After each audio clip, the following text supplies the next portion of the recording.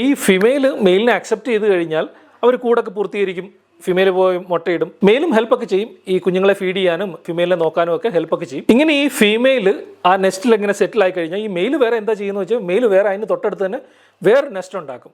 ആ നെസ്റ്റ് സാധാരണ helmet stage ഒക്കെ ആകുന്ന സമയത്ത് അവർ അവിടെ ഇരുന്ന് ആടുകയും അവരിരുന്ന് പാടുകയൊക്കെ ചെയ്യാറുണ്ട്. പണ്ടൊക്കെ ആൾക്കാർ വിചാരിച്ചിരുന്നത് ഈ മെയിൽ പോയിട്ട് വേറെ നെസ്റ്റ് ഉണ്ടാക്കുന്നത് അവിടെ മെയിലിന് വേണ്ടി മാത്രം ഇരിക്കാനും ഫിമെയിലിനെ നോക്കാനും വേണ്ടിയിട്ട് ഒരു നെസ്റ്റ് ഉണ്ടാക്കുന്നതാണ് പണ്ടൊക്കെ വിചാരിച്ചിരുന്നത്.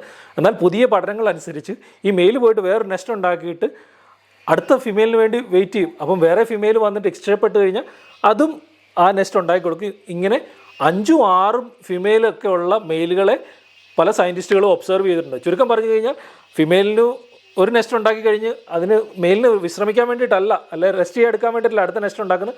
അത് അടുത്ത ഫിമെയിലിനെ അട്രാക്ട് ചെയ്യാൻ വേണ്ടിയിട്ടാണ് ഈ ആൺ പക്ഷികൾ വേറെ കൂടുകൾ ഉണ്ടാക്കുന്നത്.